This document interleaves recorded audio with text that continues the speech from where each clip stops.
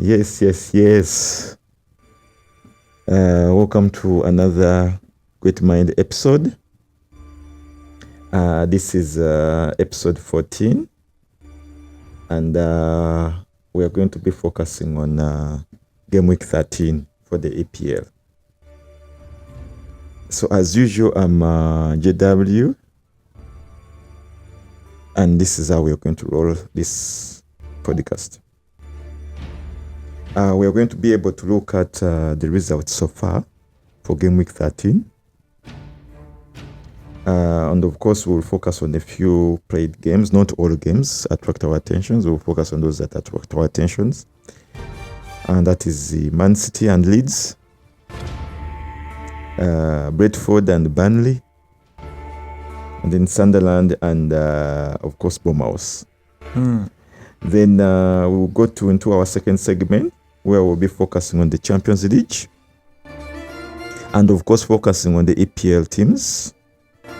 So far, that's where our attention is. We'll look at Liverpool and PSG, look at Arsenal, Spurs and PSG,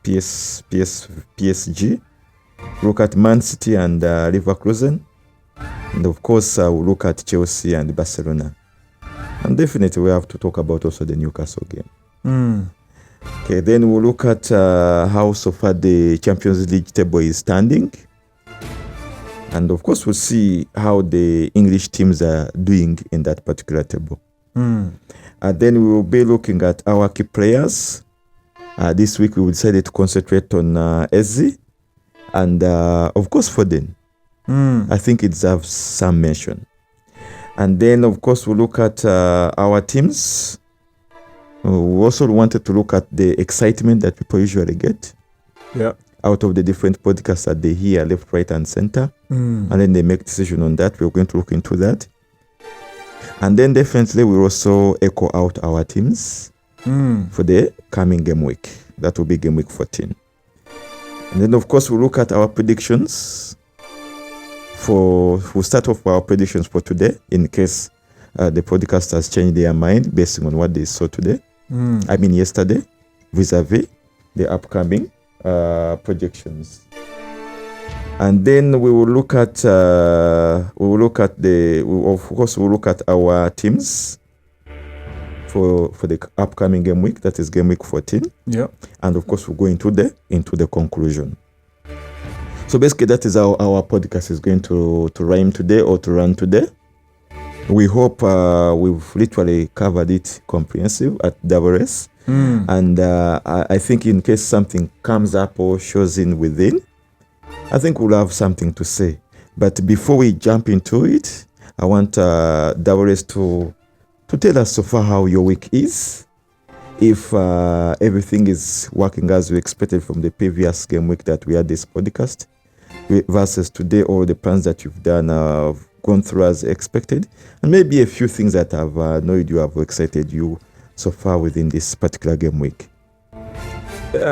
Hello everyone, this is WS. So far the week is congested. Some things have gone according to plan and others have skewed off, but regardless, we are here and we are still moving. When I say things have been congested, what I mean in this case is, have you been to the road this week? Hey, have you gone to office and come back, and have you seen what's on the road? What is happening? Campaigns here and there. Politics season. Yeah, and Bobby Wine now is starting to do campaigns here around Kampala and Wakiso. That's Central. A nightmare, yes. There is tear gas. Yes. People are getting beaten here and there. And jam. Yeah. Jam is crazy. Yes. Because it can take you like 4 hours just moving from Kampala to Kawempe.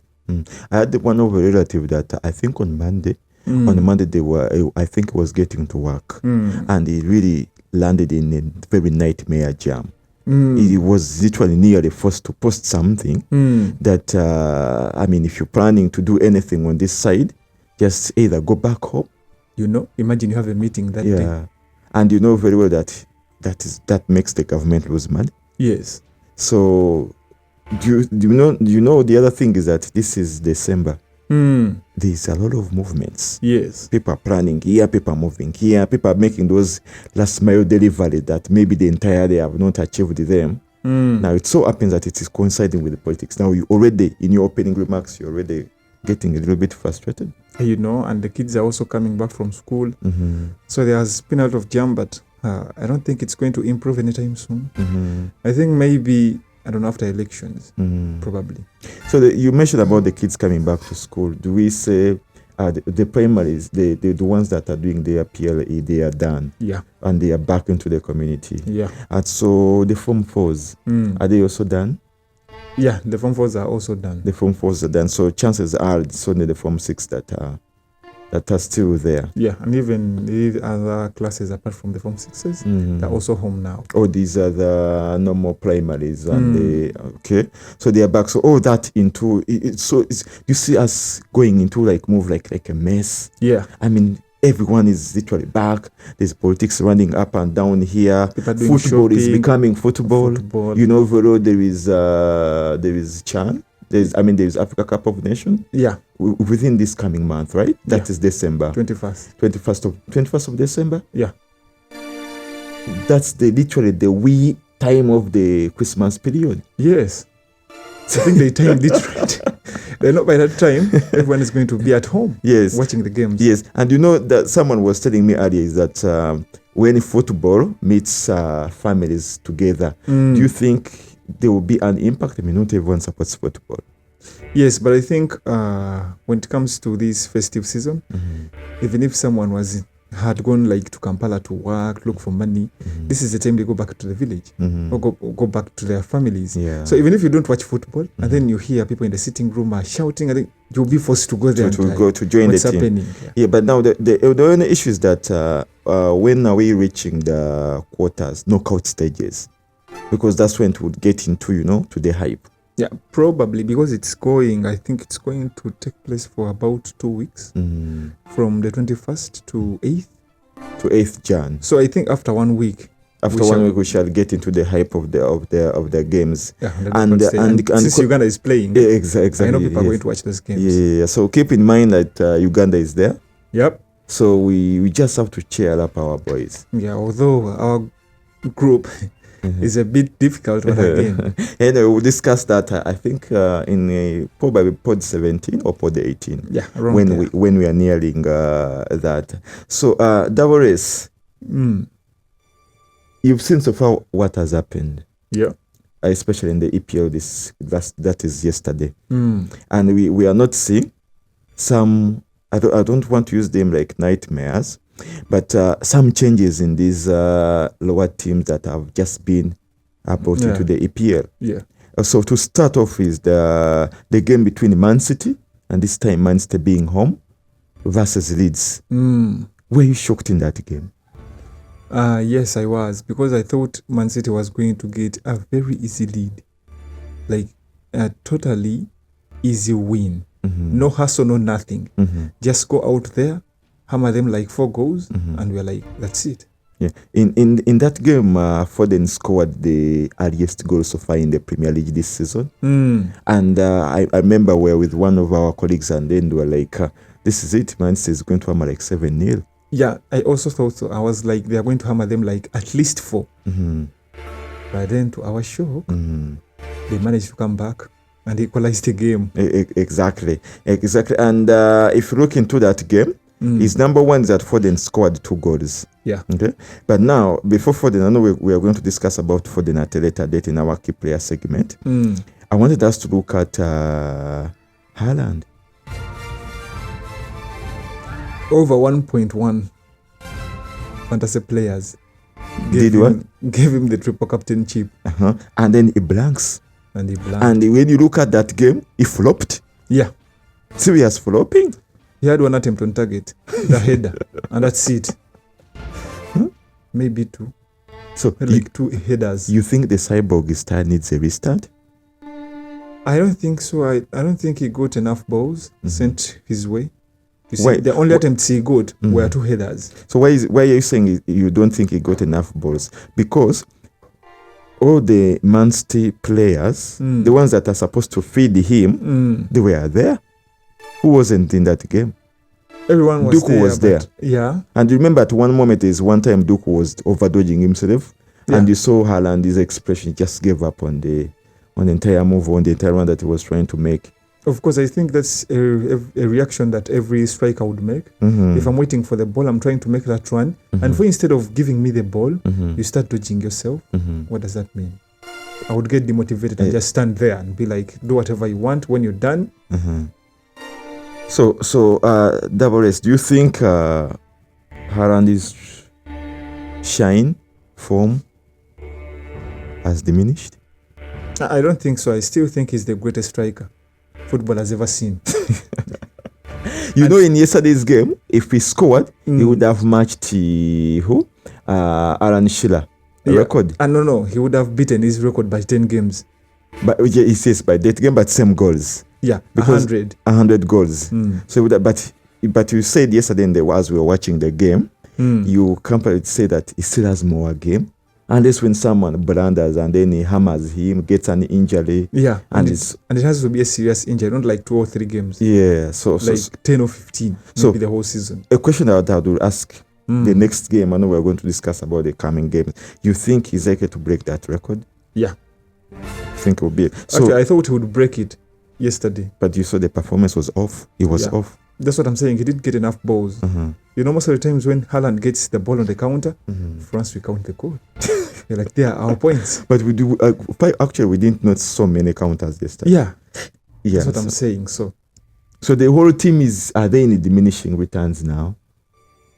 As of far, they are struggling, but they didn't get the win. You realize that we are going to discuss about Champions League, but they also lost in the Champions League. I think that's the coach's mistake for the Champions League. But here, they did wait. They went all out. All their starting players were in. But once Leeds scored the first goal, I think they started, I don't know, maybe quarreling or fighting between each other. And you notice that they needed this win because if Arsenal wins today, the gap is becoming bigger. Yeah. So in that same game, you saw the Leeds performance. Yes. At one moment, they had possessed the game, and you remember in the winning odds, they had given them 18. 88. No, and Leeds had 4. Had 4, exactly, on the winning statistics. But you notice that they drew up to the 90th minute. Yeah. Okay. And then they added time to that game. And made Leeds lose it. Yeah. So they added 10 minutes to the added time. Do you think that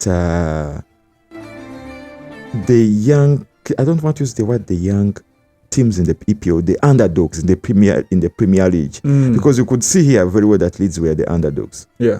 Do you think they are being unfavored by the system? No, I don't think they are being unfavored, because most of the goals that were scored in the second half, they all went through VAR. Including the Foden, they won the last game. Even the Foden was a clean goal. That one was a clean goal. Yeah. But there is one that the header, I think the one that Ruben Dias scored. Yeah. VAR. Even the goals that Leeds guys scored, all of them went through VAR, and that's time wasted.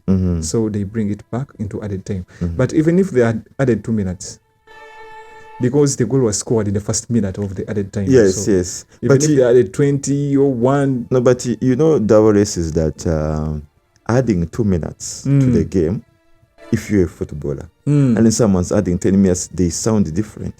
Yeah, of 2 minutes you play like you really want to. You know very well that anytime this thing is ending. But 10 minutes is a different story. You still have that laxity in you that, oh my God, they thought the game. I remember those guys, they were already fed up with the game.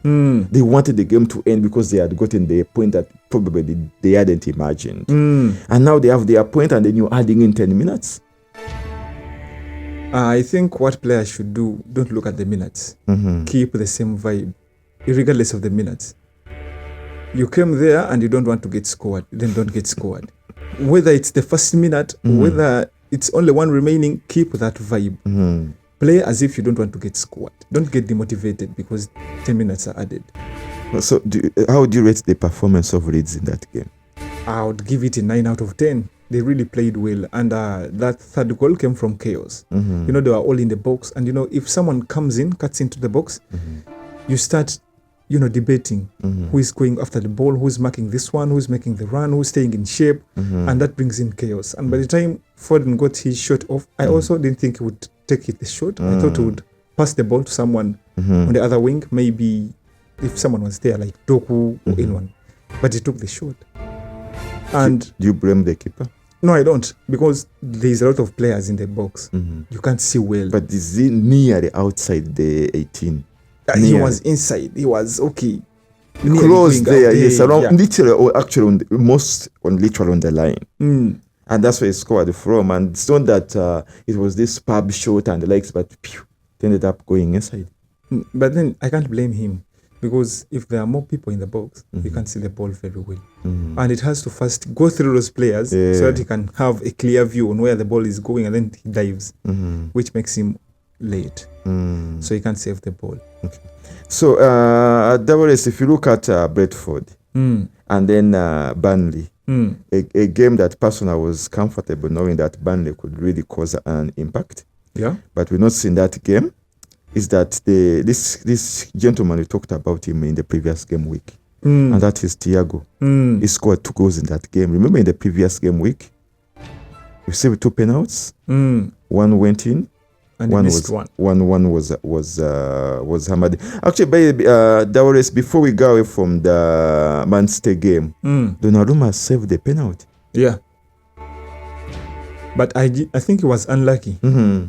Because when he saved that ball, it went right back to the person who took the penalty. And he was just standing there. So, the reason that's why I took you back there. As it stands now, we are in game week 13. Do you think he's the best keeper in Premier League now? No. I've never thought any keeper in the top teams is the best keeper. When we base them off, based off saves, because when you come to like Donnarumma, he has a good defense. He hardly makes any saves. The whole game he can make like 2 or 1 save. But you go to a keeper like Pickford, you saw what happened at the United game. The guy comes out with 7 saves. You go to keepers of Sunderland, he's called Roofs. He has never gotten out of a game, and he has less than 4 saves. You get, so how do you tell me you are the best? When you literally have a strong defense. Maybe I think we could start ranking up keepers if we put them in the same team. Like half the season be in Sunderland. Then after the other season, we switch keepers and see who made the most saves, who made the most clean sheets with the same players. But you have different players, different defenders, different coaches, different strategies. So it's hard to judge for the keepers. I get. So when we come back to Thiago, in that game, the first goal he scored was a penalty. And I personally knew he was going to miss, but he scored this penalty. And then later on, he adds a second goal. Is Thiago out-competing all other strikers other than Haaland? We said this the previous game week, the previous episode. We said Thiago is better than Joao Pedro and Mateta. You know, most people overlook these players because they are playing in the small teams. In the small teams, yes. But he's a good striker. And now he's giving points. And that's why the average is too low. It's on 15. Because he's apart from Foden and him, right? They're the only people who are getting double points. And they have low ownage. You get? And we told people last game week, please bring in the guy. No, first we want Mateta. See what's happening. Mateta has not yet played, so it's too early to judge. Crystal Palace has not yet played. But I still believe Thiago is better than Mateta. Than all those. Even he's better than Walter Maid. I would go for Thiago than going for Walter Maid. Now, when you bring up Walter Maid, the other name that rings in my bell is Isak. I don't know what's happening to Isak. So Thiago versus Isak. Maybe today we will play. You never know. Today might be his time to shine. He played in the Champions League. Nothing. No assist, no goal, nothing. So Sunderland and Bournemouth. This game was also a spectacular game. It had 5 goals in it. Of course, eventually Sunderland winning it at 3-2. With the Bournemouth, they led 2-0 at some point. So Bournemouth led 2-0. Yeah.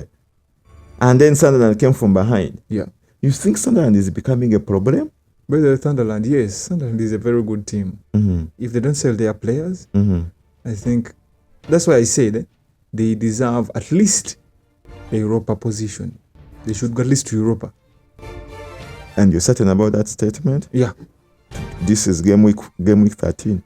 They're seeing them as Europa contenders. They are better than Liverpool and United this season. Not even conference. In fact, they should go to Champions League. They are better than United and Liverpool this season.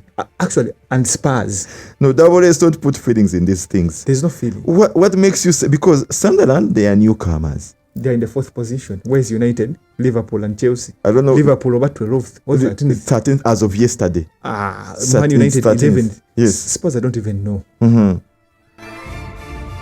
So you believe these are Champions League contenders this season? From the Premier League, yes. But you know the big four. Eventually they will submerge as the top 4. So far we haven't seen that. And we are 13 game weeks into the season. We haven't seen that. And if they don't improve, I think Sunderland should either go to Europa or Champions League. In my opinion. Crystal Palace should go to Champions League. This time round. Yeah. And Sunderland should go to Europa. So when you say Crystal Palace and Sunderland being Champions League contenders, we are taking 4. This time we have 6. But this we take 5. We always take 5. So that means the other big 4 we know of are fighting off only for 3 positions. Yeah, which is Chelsea, City, and Arsenal. For those, they should go to Champions League. The rest. Where are you putting yourself? I don't know, conference or nothing. Because how do you tell me Everton got a red card? Yeah. In the first half, and we couldn't even equalize the game. Yeah. No, but maybe it wasn't your day because you know football. Yeah, okay, maybe, but Newcastle managed to hammer it 4 goals. Yeah, the same team that we couldn't win with a red card. So are we just too weak? Well, I wouldn't say that you're too weak. You watched the game very well. You saw how Pickford was a nightmare for you guys. What happened yesterday?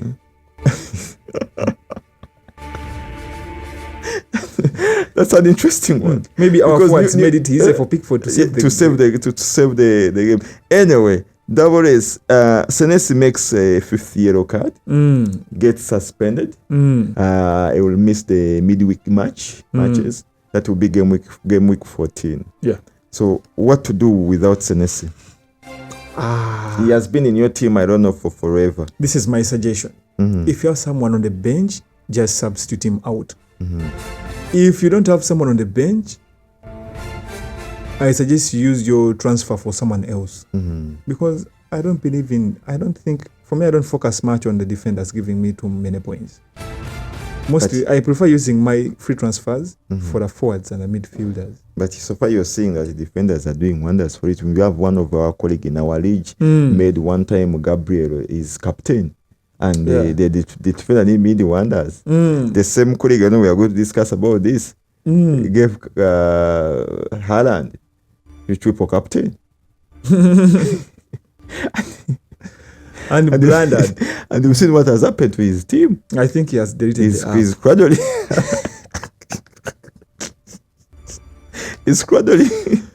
The only chip I would recommend someone to use, the only 2 chips.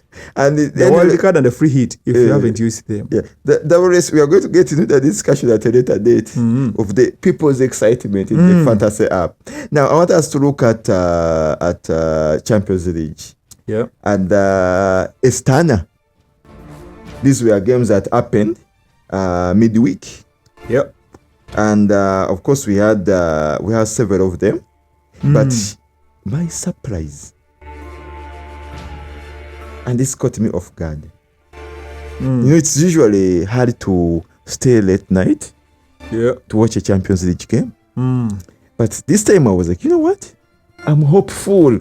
I'm very hopeful that the change is coming. Yeah. And why I'm being hopeful, there's a team that is literally it's not known. If it is known, it is less known. How many players do you know in PSV? Actually, PSV used to be strong back in the days, but nowadays, Yeah, exactly. So how many players do you know in PSV? me personally, I don't know any player. I don't know any player. Do you know Anfield? You can never walk alone. You'll never walk alone. Do you know Anfield? They even said themselves, there's one time they hammered the Barcelona at Anfield. They say in Anfield, it's a dead end. You can never beat us at what?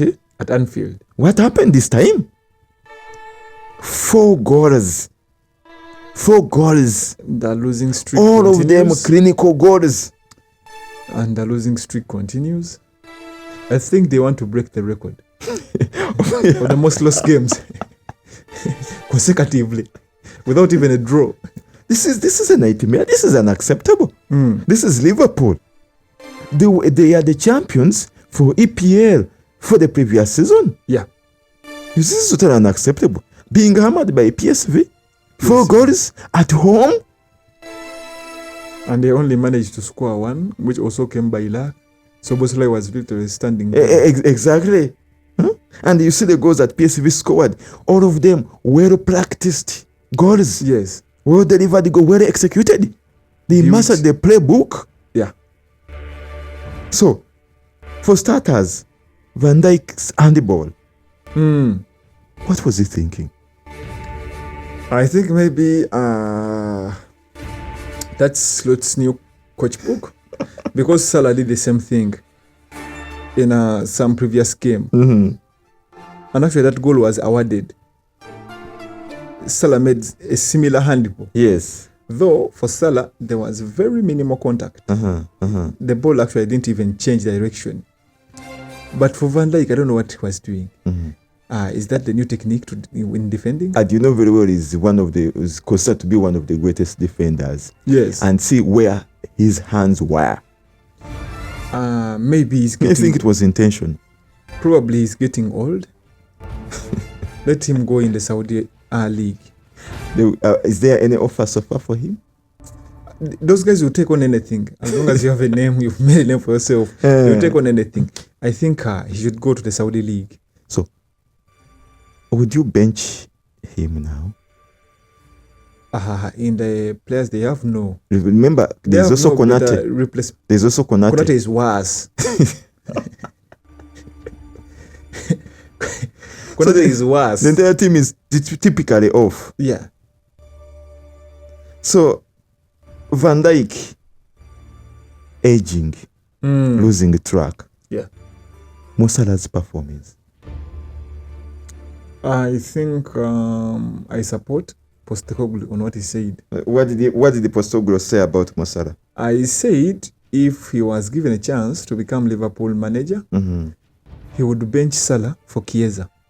Actually, in his words, and we quote, he says, "First thing I would do as a Liverpool manager, give Szoboszlai the captain armband and bench Mo Salah for Chiesa."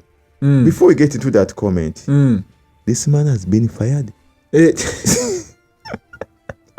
So we also can't trust anything he says. This man has been fired by multiple clubs. Yeah. Now it says, if he's the Liverpool manager, would you agree with what he's saying, given his previous performance? Based off his previous performance, no. Based off what I think he is. Because have you seen Szoboszlai play? He plays very well. He's the only player in Liverpool now. Yeah, who is playing like he wants to win. Yes. The rest I don't know. They are playing as if, I don't know, as long as we get paid, who cares? And I would give him the armband. I think that's the right move. And also replacing Salah. I want Salah to get to know that he's not who we think he is. He's not Messi. Yeah. He doesn't come back to cover for the defenders. Like actually, maybe if there is a counter attack or anything like that. Yes, no, I think at double he stays there standing. Yes. There is a goal that was scored out of him not following on the ball. He lost the ball, he let it go, and they had to and punch you don't them. cover or chase to try and retrieve the ball under. So his glory days, do you think they are over, or this is just a bad start? No. Bad day at work. By the way, the same thing happened to Anthony.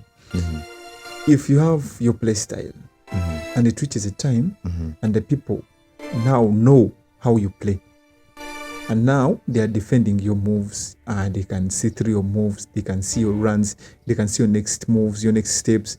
What does that mean? Does that mean you crumble, or does that mean go back to the basics, get a new skill set? And I think Salah isn't improving. He doesn't want to learn anything new. He doesn't want to bring on anything new on the pitch. He keeps on sticking to his old play style. And he wants us to treat him like a star. Is he not a star? To whom? To Liverpool. He has over 3 goals. So, you know there is an offer for him for the Saudi League. Yeah. You think it's high time to join Ronaldo?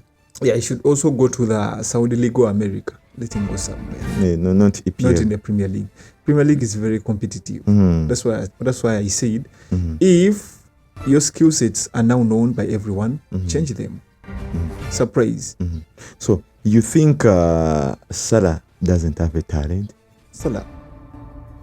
All his football is playbook football? I think he has talent. So But where is the I talent don't know. going? I don't know what happens to the players that are playing in those leagues. Because by the time Postogro mentioned a certain player, I mean, Liverpool has very many players that are off. He didn't mention about Konate. He only singled out him. Or maybe Postogro is becoming a racist. No, he's not a racist. Because there are people who have been abused and they didn't react to it. They played what they know. You see, Semenyo. Actually, someone in the fan stands told him about to go where he made a racist comment. And he just looked at him and said, "Come again." And he repeated it, and it's like, okay. He played playing. Yeah. No, he's continued playing his football the way he should. So for you, if you say, Smanga, when I leave this side, people are giving me racist comments, it's bringing me down. What are we supposed to do? So you're literally coming to what I said earlier in our previous podcast. I think it is right time for him. Actually made a wrong move to stay at Liverpool.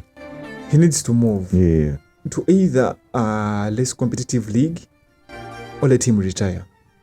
Would you recommend him for our Super League? Yeah.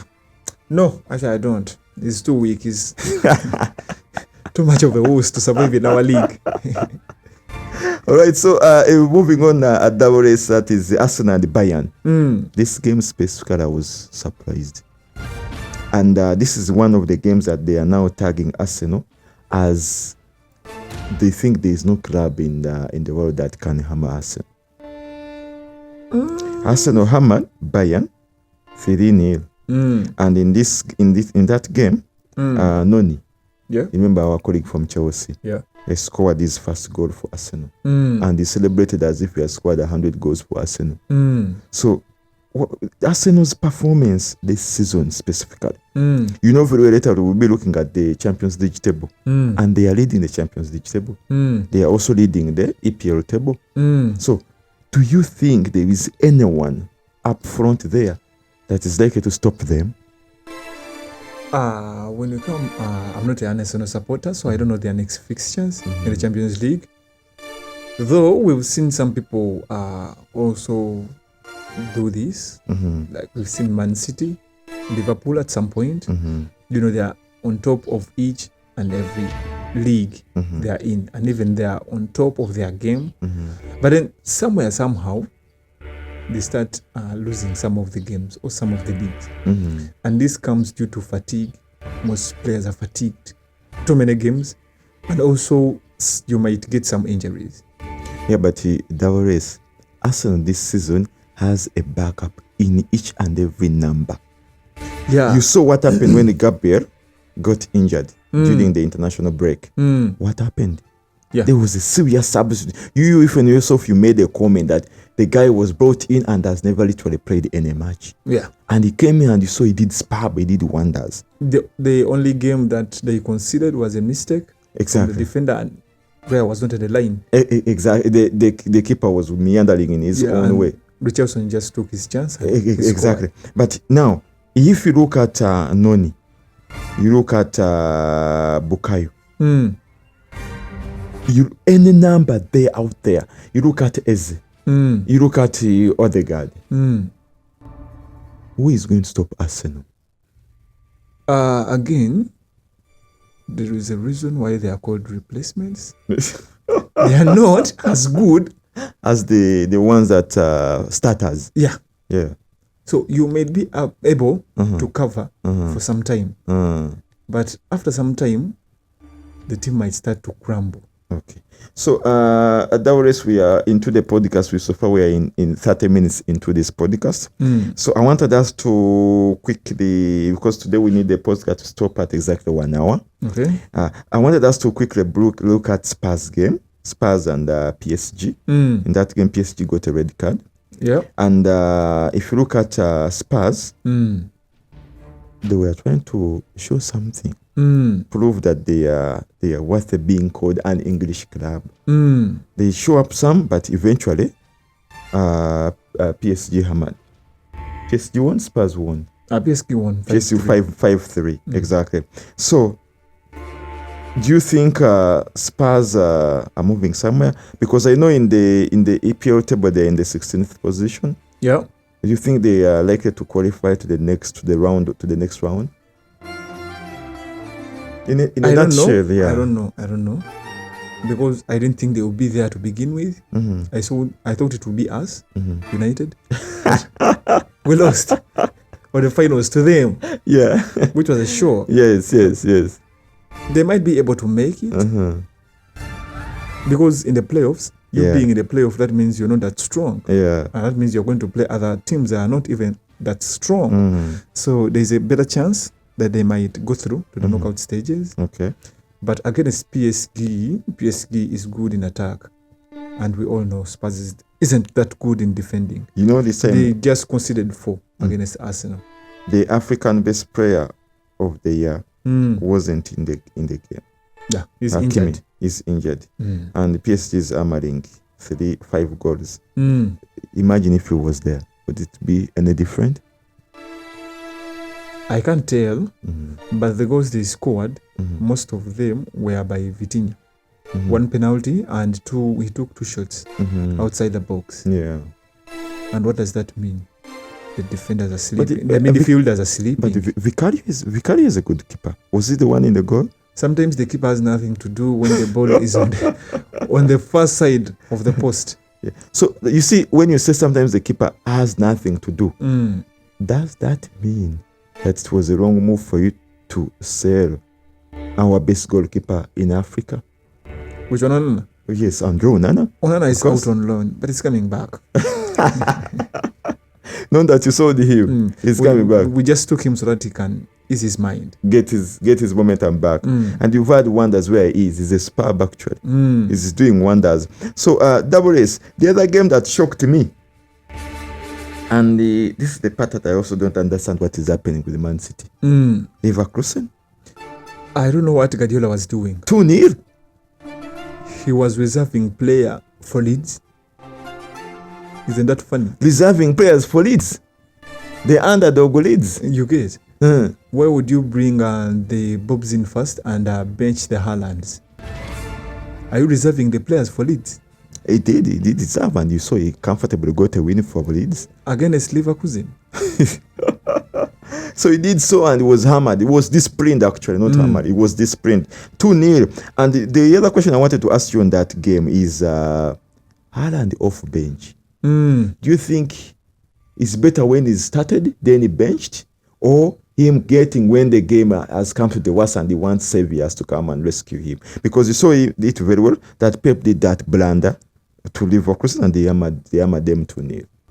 I think Haaland is better off when he has started the game. He's a good starter. And there are players that come off bench and always play well when they're off the bench than when they have started the game. This is not the case for Haaland. Haaland always scores when he has started the game. So I don't know why he was reserving players. I didn't even see the interview. Maybe someone asked the question and would have seen what he had to reply, what he had to tell us. Because why would you reserve players when you're playing against Leverkusen? What are you reserving for Leeds? Arsenal is leading, and Arsenal is trying to create a gap. So he's trying to make sure that Arsenal doesn't let him doesn't create that gigantic gap between the two of them. Maybe that is his mathematics. No, maybe what he thought was... And this season, Champions League is already nearly qualified. He's in the 9th position. Maybe he was like, exactly. Let me first leave this alone and first focus on the Premier League. But then he lost 2-0. Yeah. So you think he shouldn't play that tactic again? Yeah, I think... No, that was a bad move. So if you were in Pep's shoes, and would you have done such a move? No, you would first put in the Haalands, your cream team, and then after leading 3-0 or 4-0, bring them out. To and get be them a rest plate. Yeah. for the weekend. Because now you see, he made the man rest. You saw what happens in the Leeds game. Again, the Cyborg was literally rebooting. So the energy and the likes is not yet there or anything like that. But I think he got demotivated because imagine you being on the bench and then the guy just puts you in to clean his mess. You'll be like, why are you sending me after you making this mess? Yeah. So double race, Chelsea and Barcelona. Before we went into that game, remember in our previous podcast, we said when Yamin was asked, next game week you have a what? A big match. He said what? Next. The big match was today. Next week we just have a game. We just have a game. And just to give you some of the statistics before giving you the score for that game is that if you look at the rating, player rating, irrespective of the position that you were, Yamin Rahman was at 2.7 overall, and FYI, he was even subbed off. Okay? Because he was doing completely nothing. Other than Torres, and there's a guy called Adjo who got a red card, and Kaude. Yamin Rahman was the 4th overall worst player because in the entire among the Chelsea players. Outshined him, all of them. Then when you come to his team, again he performed well. And this is a boy who said that it's just a whatever. It's just whatever. A game. And you remember there's a colleague who said that one of the things he can pick from the colleague is his PR. Yeah. So does now justify his words. Chelsea hammered them 3-0. Chelsea hammered them 3-0. I think the man was right. So do you think, or maybe because it was in London, he got scared of London? But we've always talked about this. For every person, whatever you are doing, you have to be able to do what you do in an environment. Because someone won't give you their money, and then you tell them, for me, I can't work in these conditions, but I'm giving you my money. If you can't work in those conditions, be straightforward. Tell me you won't be able to do it, and I get someone else who can. So if you can't play in that game, you would have told your coach, for me, I can't play in London. So you guys get on the plane and go. When you come back, you find me here. Do we have this was the first time they're interfacing with each other, right? Yeah. So chances are there's an away game when Chelsea now goes to Barcelona. No. Oh, we are still in the league we are still in the league. We are still in the league phase. So okay, imagine if that happens. You think the boy will shine? Probably, I don't know. Because if you fail to shine now, although okay, for his defense, they did get a red card. And when you get a red card, you become defensive. Less balls come forward. Yeah, but a player is a player. Yeah, at least if you can't score, come back and defend. Exactly. So what happens between Everton and the Man U? By the time they got a red card, it was 1-0. You saw? Yes. Everton against United? Yes. They got a red card.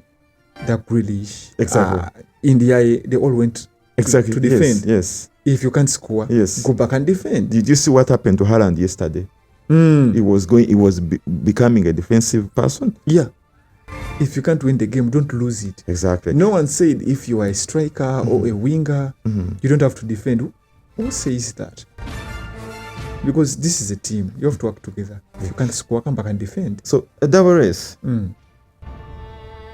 Newcastle and Marseille. Specifically, Aubameyang, the guy that was expelled from Arsenal for indiscipline, went to Barcelona, became a flop. Yeah. Disappeared from the scene. Before you knew it, is in Marseille. And by the way, he started adding discipline. Is that the time Arteta just started coaching? Yes, I think not necessarily started, but at least thinking that he's and the he same was age. like, yeah, because they were both in Arsenal. Arteta was in Arsenal when Aubameyang was there. So it's like we were in the same team. Yeah, you're now, nothing. how are you giving me orders now? Yes. That play like this? No, I won't take it. Yeah. And then he went to Barcelona. I was better than you. Yes. And because of that indiscipline, he ended up in Marseille. Exactly. Now, remember at one time when the Gabon, I think the previous World Cup, he didn't play the playoffs. He thought, but when the guys want to go to the World Cup, he came back. He wanted to go and play for them in the World Cup. Yeah. They told him, no, man, we've been hustling. Yes. You were not there. So this time, he chooses to play for them. But me, my concern here is, in Marcel, he's scoring goals. Yeah. And they were very good goals. Exactly. At Gabon, what is he doing? That's what I'm saying. There's no love for his country? No, for Africa, you have to be naturally talented. There are playbooks here, but they don't work as efficient as you would think. Yeah. You have to also know what to do on the pitch. Because for us here, we don't like play here and then play here and then the ball will go here and then you make a run. No. Africa is Africa. You make whatever, you have to get whatever you can from the chaos you cause. Africa, if you want to score goals, they have to be based off chaos. Yeah, and you see that's the other thing I've ever asked you and the NL was that if we maintain our play style and we don't bring in any form of playbook, whatever it is, etc., you think we have potential to make it and take on a lead role in World Cup? I mean, if we don't crown how the English people are playing or how these other people are playing, and then we play our football the way we usually play in our maybe Masaza and the etc., etc. You think and you see this point builds up on what we've seen in these boys when they were playing in the Under-17 World Cup. You saw what was happening. That the team that you really don't even envision to get close to, we hammered them. Yeah. Uganda hammered France. 1-0. Burkina Faso hammered Germany. Exactly. So you think if we maintain our football, because basically you can see it here. You see Aubameyang is shining in Marseille. He comes back with his national team. He's a flop. So you think if we maintain our culture, our football, we can become something as Africa? Yes, I think so. I think the one thing that beats us is confidence. When you hear we're going to play France, they have like 4 World Cups or 3, whichever number of cups they have. But they have this number of Euros. Yeah, but double race, even from your childhood, even in the movie industry, we grew up knowing, personally I grew up knowing that we used to have those days of conning. Yeah. And then I would comfortably say, these guys are not serious. Let them just bring one Schwarzenegger. One American man, and they take him to Guru, and then he hammers the guy in a fly. Yes. So from the word go, we've been brainwashed because they invented the game. They invented football. Yeah, Europe. Soccer is from Europe. That is what statistics says. Yeah, that's what history says. That's what that football began from Europe. Are you sure that the ancestors here, none of them were playing football? We are not sure, but that's what they told us, that football is from Europe. We need. I think that's NL moment is not on the podcast today, but he's a guy who did history. We need to ask him that, because I'm not so sure of what you're telling me. That's why I asked in the last episode, what gives FIFA the right to dictate the number of teams that participate in each World Cup. Money. You get? Africa, it's not based off talent. We are the underdog. Actually, no, in all World Cup, Africa have gone there as the underdogs. Ever since that cup started being played, Africa has always been the underdog. And the last time that South Africa hosted the World Cup, you saw Mandela said in this, the late Mandela, he said that he feels like he's a child. It was like it was a miracle for Africa to. So I still believe that, me personally, I believe if we maintain our football, maintain our culture, maintain how things are done, I think we can move further. And I also think things are about to change. Because in the previous years, we didn't have enough equipment. We didn't have enough stadiums because some of us play, I don't know, should I call them trenches? Whatever you call them, they are mounds. Yes. The ball bounces off here and goes on the other side. And you're in plan to know that you're like you play the hardiness, the extreme hardiness.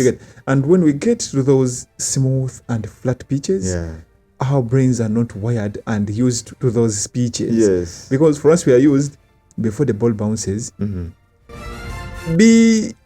How should I say this? You have to stay neutral, expect anything to happen. But then we play guys who, why their playbooks work, everything goes according to plan. I'm going to pass the ball from here to there, and the ball will get there. Now, for us, you play that pass, meet a stone somewhere there in between, and change direction. So, and then... But now, we have enough stadiums now. We have enough pitch, we have enough balls, we have enough equipment, we get shoes, and the shoes are also getting cheaper now. Things are getting cheaper in Africa. So I think in the next decade, we might become a problem for them. And do you think they are not worried about that? You saw what happened last time with Morocco? Very Hamad everyone. Exactly. Everyone came off on the top of the group stage. Exactly. Hamad like 3 people there. To the quarters. Including Portugal. Yes. So I think in the next decade, they are about to feel our wrath. No problem. We are here to see. We lacked resources. Now we have everything we need. We have potential, and we are patriotic in nature. Yes. Okay. Now, if we look at the Champions table as it stands, we have Arsenal, of course, leading the table. We have PSG in second. We have Bayern. We have Inter. We have Madrid, and then we have Borussia Dortmund. And of course Chelsea, and then Man City. Of course Tottenham is the one which was performing.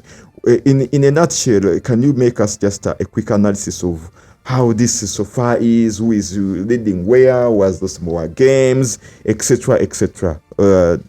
Davares. For me, I would think the table is still tight, though there is still 3 games to go. But anything can happen. Because if you look, the person in the 11th place has 9 points. 11th place has 9 points. And from 11th to 25th, there is only a difference of 1 game, 3 points. So meaning that chances are that table can flip the other way around at any moment in time. I think only Arsenal, so far we could say Arsenal is safe-ish. It's also not yet sure. Okay. Yes. But the rest, things can go downhill very fast. Yes. And as we see, I think so far, the standing, this is how it should be. Though I would think Man City and Chelsea, or even Liverpool, they could have been much higher. In the league. You're still disappointed in their performance so far. And so far for Man City, he brought it on himself. Because if he won that game, he would have been second now. Oh, so that's why you said with 13 earlier. Points. But then he rested his players, reserving them over for Leeds, and then he lost the game. But the rest, Chelsea's right there, 7th, and Real Madrid, PSG, Bayern, Inter, and Real Madrid, they have the same points, 12. And also starting from Dortmund to Atalanta, 5 people also have the same points. 5 people have the same point. That's what I'm saying. Literally, there's nothing conclusive yet. Anything can happen. It's still a struggle. But let's wait and see. in the next few match weeks that will come, and see who will emerge in the top 8 and those who will go through direct. Yeah. So, Davros, I wanted you to throw you back to Liverpool. And I was reading a comment somewhere where they are saying, one of the coach, I don't know, I think I shared with you something similar to that. He says he understand. It was your coach, Erik Ten Hag. He says he understand what Ancelotti is going through. When players decide to start losing the game, to frustrate you, and eventually they chase you away. Do you think that is what is happening in Liverpool? By the way, it could be. Briefly, Davros. That's why I always say anything that happens on the pitch, unless it's in the substitutions or in making the first 11, the coach cannot make another mistake. And Mourinho said this. He says, fine, I coach you, but I can't go with you on the pitch and tell you how to control the ball and who to give the ball to. Yes. Now that there you have to use your brain, because he will come with a playbook, and maybe the playbook was working in his previous team. He brings it to you and it's like, this is how we should play. Pass the ball here and here and here and here and here, and for you should be here and here and here, and we should be able to score. And then for you get the ball and start dodging himself. Can you blame the coach for that? No, you can't. So Ancelotti, we can't say the problem is with Ancelotti. He has good players. And you can't be termed as a good player if you can't adapt. You have been playing, let me say, number 6. Now the coach says you need you in number 10. And you fail to adapt to number 10. Davros, how do you conclude on that? I think Ancelotti, if things don't improve and the morale of the players don't improve, he should walk away. Because his name was actually being changed. Because his name is Ancelotti. If you order that name, you create lost. He should walk away. If you play with the name, you will end up great skills. But anyway, away from that, Davros, into our key player segment. Eze. Yeah. Eze scored an hat-trick in a London derby, and his hat-trick was added to the record. Do you think Eze was the best or is the best signing Arsenal has ever made? Keep in mind, before you say, keep in mind that in his younger era, Arsenal chased him away. They say it was bad, he couldn't fit for Arsenal. Yeah. Now, it is the other way around. The boy is already doing wonders. There was Bergkamp. You mentioned earlier to me that there was Ozil. So do you think Odegaard? Exactly, and then now him. Do you think he's the best player Arsenal has ever signed in that position? By the way, Eze used to be a winger. And then it's in Everton, Crystal Palace, that he got shifted into the number 10 position, and he adapted. Comes back to my point, if you can't adapt, go and do something else. And the man, when you're talented, you're talented. Yes. He's still playing football the way he should, and he's scoring goals. Okay. So I think Arsenal made the right decision bringing in Eze. I thought at first it was a bad decision because they had a lot of players in the midfield. You have Merlino, you have Havertz is sick, but you have Odegaard, you have Rice. And I was like, where is he going to play? Even in the wings, you have a lot of players. You have Saka, you have Trossard, you have Martinelli. Where is the guy going to play? But it turns out the guy is fitting in right, just fine. It's as if he was destined to be in Arsenal. And so far, instead of owning Saka, I recommend you own Eze. And if you want to double up on the Arsenal midfield, go for Rice and Eze. Cheaper, and they're likely to give you more points. Okay. Then that's the justice done. So you believe in Eze. And you believe that Eze is likely to make a lot of changes here and there within Arsenal and how they are playing. Yeah. Right? Because why I think he scored that hat-trick, we know for Arsenal, Yeah. they either go for set pieces or through the wings. Yes. Saka or Trossard on the side. Yeah. But guess what? Yeah.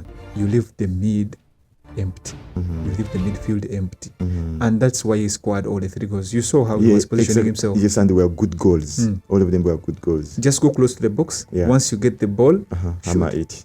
Okay, wasn't he just lucky? One of the goals I would say he was lucky because there's a shot he took with his left foot. Was it the second goal? No, I don't remember. It was a bit weak. Yes. But there was some small deflection, so that comes down to luck. But again, as there's a saying here, Katonda yamba be yamba. Take the shot and let's see what happens. Okay, so but we are here to judge him because very well today there is him versus Chelsea. But we are going to discuss about that game in a few segments as to come. Put them on your watch list. Okay. Then surprisingly, strangely, this was an MVP. I think last season but one. Yeah, but one. The whole of last season, it was a blunder. It was a flop. Even in the beginning of this season, it also was flopping. It was a flop. Now, yesterday, he scored 2 goals, including 1 goal that we said earlier that has so far made record among the fastest goals to be scored in Premier League this season. Okay, do you think Foden is back to his glory days? The way he played yesterday, yes, but we need to keep monitoring him. I think I would give him like 2 to 3 games. If he keeps up, even if he doesn't score, there is someone who shows potential even without scoring. We're like, but this guy is becoming a problem. I would buy him. Okay. But for now, I'm going to keep a watch on him. So I have better options. You still believe that he was just lucky? In that game, I would say yesterday's game against Leeds. Because I would say yes. I need to keep monitoring him and see what he does. Maybe in the next 2 game weeks, I might bring him in. Maybe after we sell off the African players. And now we need, well, of course, we won't have a big gap. Or because we have very many African players in our teams. We have Mbeumo, we have a lot of African players, so we will need replacements. I get understand. If by then he has proved his worth, then you're likely to bring him back into your team. Okay, so double race onto our 4th segment, and that is our fantasy teams. Okay, but before our fantasy teams, double race. Double race, I want to ask you a few things. Number 1 is that the excitement that we get, or we roar into. Number 2 is following the non-potential podcasts. For example, I'll give you an example. There was a podcast that was running all over the fantasy app and advising the colleagues.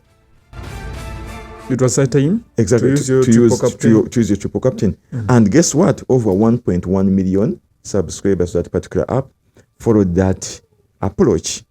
But in our analysis that we made in the previous week, we showed them that the Cyborg, yes, is scoring goals, but there is some form of downtime that is literally experiencing. And the team itself, there is some laxity they are having now.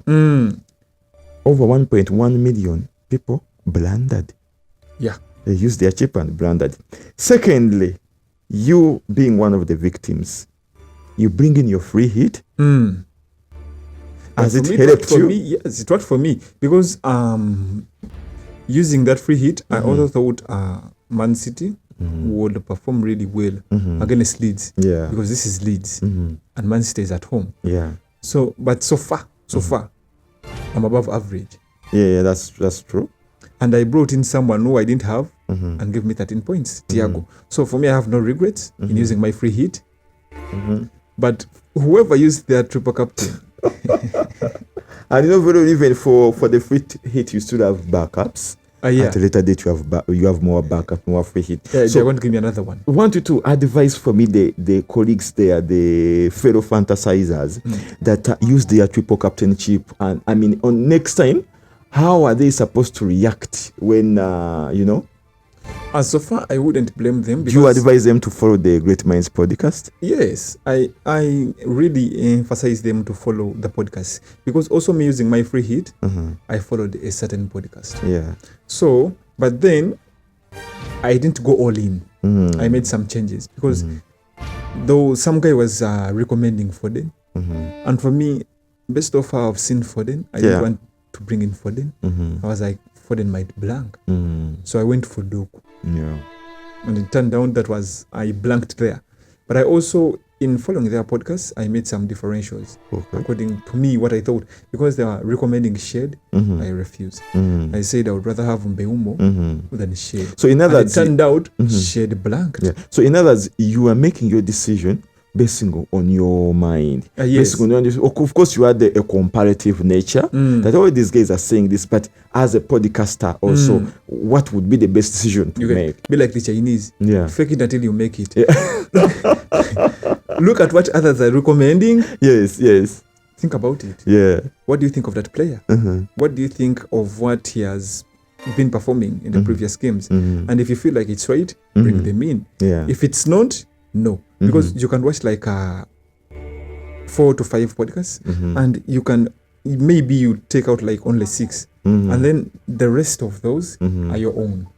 That's how it should be. Don't go and say like, this is a good guy, he always gives good tips. Hey, let me do everything that he did. My friend, you blunder. Yeah, and the way you see how our fellow teams have really blundered. So Dawres, I want us to get into our teams. I know the way you've seen how this game week has happened. I'll go off first.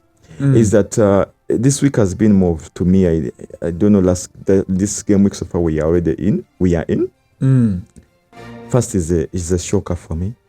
Number one is that Haaland is blundering. Yeah. So and when the other thing is that when I look at Pickford, I was very hopeful that he was going to do for me something against Newcastle. I was surprised, but then I'm in a dilemma because I have Pickford against Bournemouth and then Dubravka against Crystal Palace. And right now where I am, I cannot risk anything with the Crystal Palace. They are totally unpredictable. They are a very strong team. So that's why I'm maintaining Pickford in my goal. Now, Senesa having gotten a yellow card, a fifth yellow card, missing the game week that is happening, I don't think I will go with him, so I will have to replace him with Rodon, even though they are playing Chelsea. Because I'm limited on substitutes here. Then, of course, I'll maintain my Steve and then Mukwele. They are staying there. Mukwele is playing against Liverpool. Now Liverpool is playing. And then, of course, in my mid, I will still go with my number one, Mbeumo. I'll maintain Gibbs White. And I've dropped Cancelo already to bring in my number one player in the world. Who is that? Cole Palmer. He is back after his feet getting issues. The feet will recover in 2 days. So now he's back in action.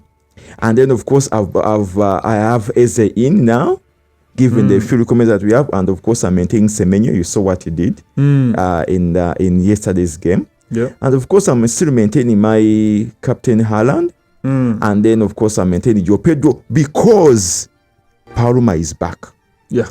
If they are blunders or messes up, we are departing. And then, my captaincy is still on Haaland as it stands. But as the game week progresses, or how Palma plays today against Arsenal, I'll drop Haaland and captain Palma. So far that's how my team is. Double race. So far my team. Do you have any issues with my team? No, not really. All right. Okay. So far, for me, I have one complaint. I thought if I activate my free hit, I would still maintain my free transfer. Actually, talk about that. Yes. Get a new one. Yeah. Another one for this week, and I thought I would have two. Yeah. To my shock, I have one.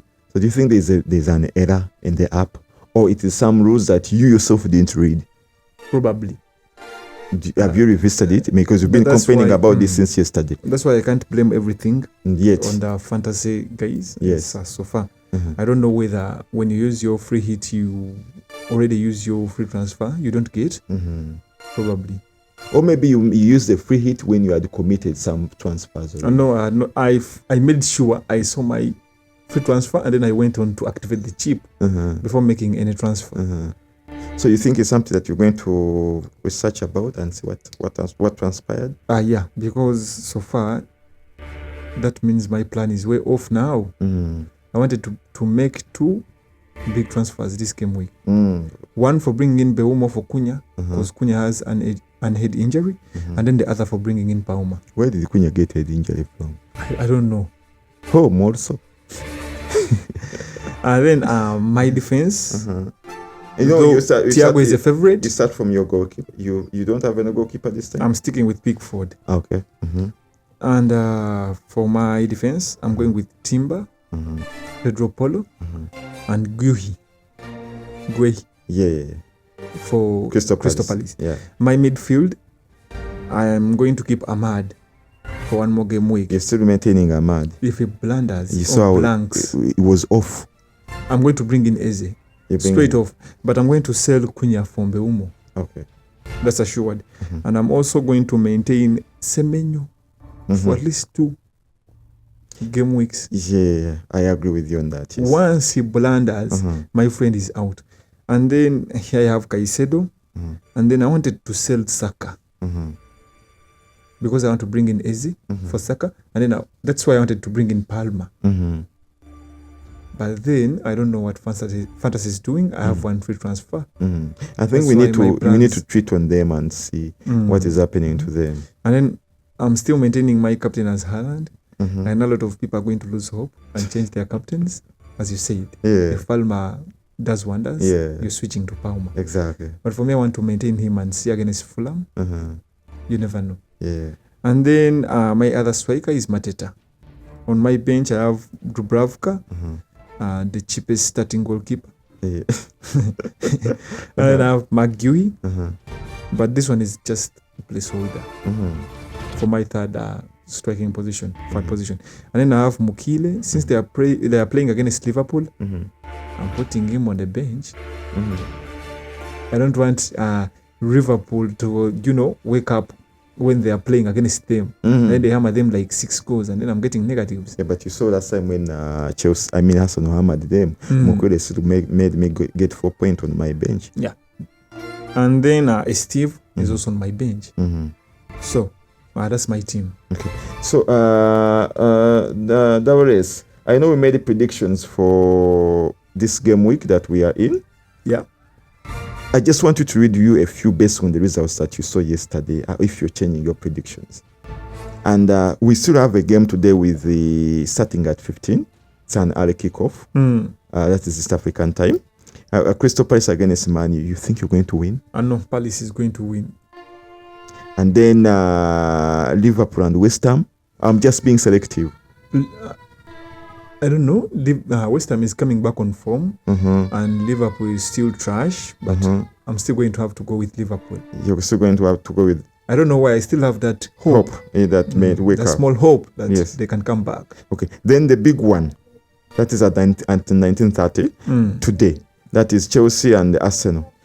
You still want to change your mind? Chelsea is good, but Arsenal is better. I'm going with Arsenal. What statement is that? Arsenal is better. Chelsea is good, but Arsenal is what? They're in the same leagues, and Arsenal is on top of them.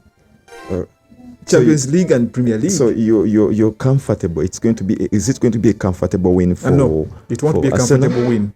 To be a hard one. Yeah. Do you expect very many goals? Even we could get shocked and Chelsea wins. And Chelsea is good for the good of those surprises. So we hope that Umeme would be there. Hopefully. You deserve this year. Yes, would be there and Light would be available. Might have other plans. But at the same time, I've been told that there is a debate, a presidential debate that is going to happen at the same time. Today? Yes, today at around 8. That's assured power will be on. Exactly. So it will coincide within there. And apparently, I don't know if our president is going to be there yet, but the other candidates have what? Near have confirmed or something like that. But whatever case in case, just a quick question on that. Which side are you taking? Are you watching the game or You're going to focus on things which matter for your country, or you don't care what happens, or you're not willing to say. Okay. All those are options for you. Because this is what I'm thinking. Yes. Football is going to get done before the debate gets done. Chances are yes, that is likely to happen. I don't know how long the debate is going to take, but I don't think those guys can go in there for more than 2 hours. I think they might stop at 10. So the game is ending at around 9:20. The game is beginning at 19:30. Yes, East African time. 30 minutes before the talk show. Because to be honest, I know a few candidates, I won't mention their name, who I know they have nothing to tell me. Yeah. Now I'm going to ask this question again. So, is it Chelsea and Arsenal or the national presidential debate? Both, as I said. If someone comes on and I feel like they have nothing to tell me, switch. Well, personally, I'll be focusing on football. Yes, whoever wins, whoever goes through. And by the way, I can always, catch the debate later.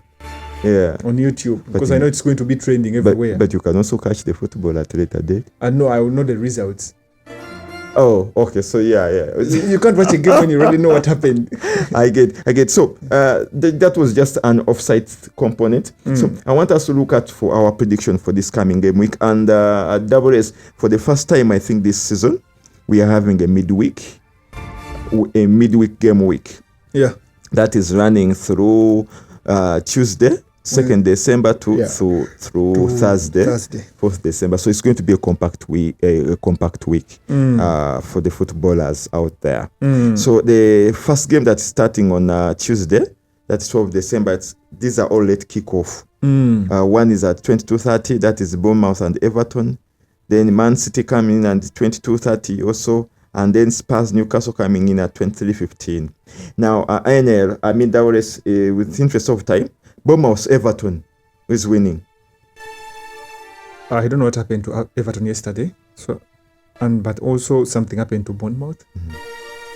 How do you lead 2-0 and then you lose 3-2? So I'll go with a draw. You go with a draw. Goalless draw? Though I'm more likely I'm on Bournemouth's side. Okay. Then Man City.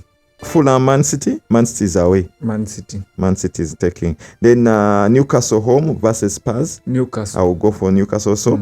Then Wednesday, that is 3rd December, we have Arsenal and Brentford, 22:30. Arsenal. Thiago.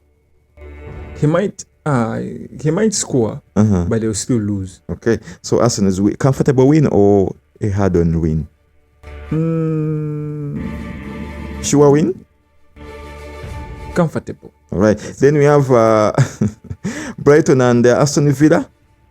Oh, this is a hard one. But I would go with. I'll go with Brighton. You go with Brighton. Burnley, Crystal Palace. Palace. Then Wolves, Nottingham Forest. This is obvious. Then Leeds, Chelsea. Comfortable win. We saw what happened to City. It might not be that comfortable. Right. Then, interesting one.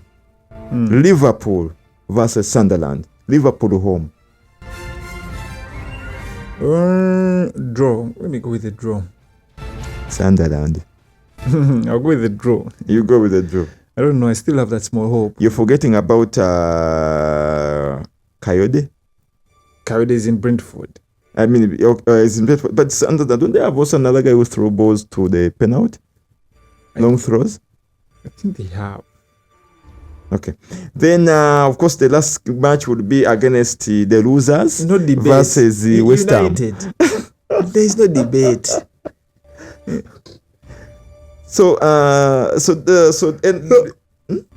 No debate. No debate. So Manu is winning. Now, I wanted to ask you a quick one on today's game against between Arsenal and Chelsea. Yeah. I saw a podcast somewhere. A clip somewhere. that the Chelsea guys are adjusting their pitch. They are moving their advert banners such that they can reduce the chances of Arsenal with long throws. You think that tactic is working? There's only one way to find out. Let's wait at 19:30. Yes. So the NL, I mean, Dawres, we've really gone through a lot. We had said 1 hour. We are into 1 hour and nearly 20 minutes into this podcast. So in a quick note,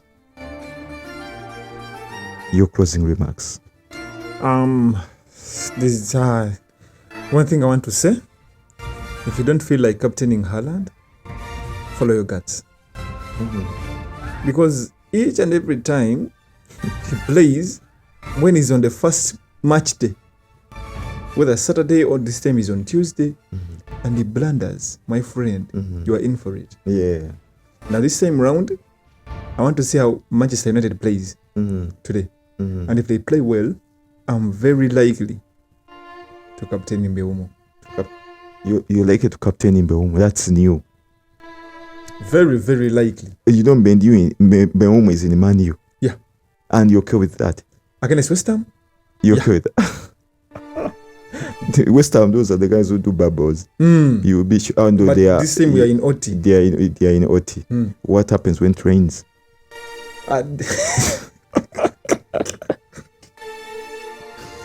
They're going to build a new stadium. All right. So and so, colleagues, basically we didn't have much today. We really went through a lot. Went through the results. So far we have seen. We've looked at Champions League. We're looking at how Liverpool is flopping like nothing, and Arsenal transpiring like no one is going to stop them. They are leading both tables, the EPL table and then the Champions League table.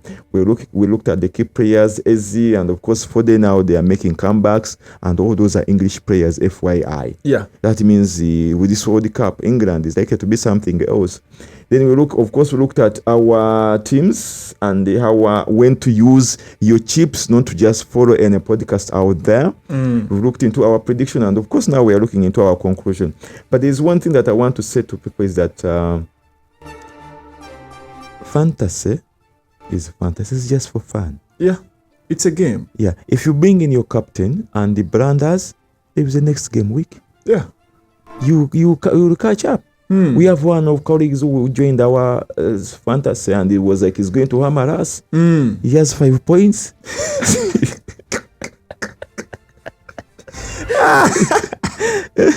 He came with all these sorts of energy. You know what? He has 5 points, and when you look into our league for our number one league, you see undefeatable. I don't know who gave him smart Konak.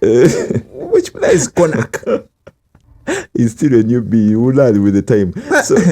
So you see, undefeatable has really become undefeatable in our league, and it's still taking us. So for colleagues out there, we're just doing this for fun. Our number one thing, or we keep in mind, is that always be happy and enjoy life. Yeah, this is a compact festive period. Very many things are happening. Whatever annoys you, drop it off from your list. Yes, and move with those that will make you happy. Yeah. That was you didn't tell colleagues our socials. Yeah, please don't forget to comment, like, and subscribe on the GreatMinds Pod 256 on every platform. All right, and as always, we sign out. Keep happy, keep great. This is football. This is our views. You always have a chance to make your own decision in your own capacity. Yeah. And as always, chill out. See you next week. Ciao. Peace out.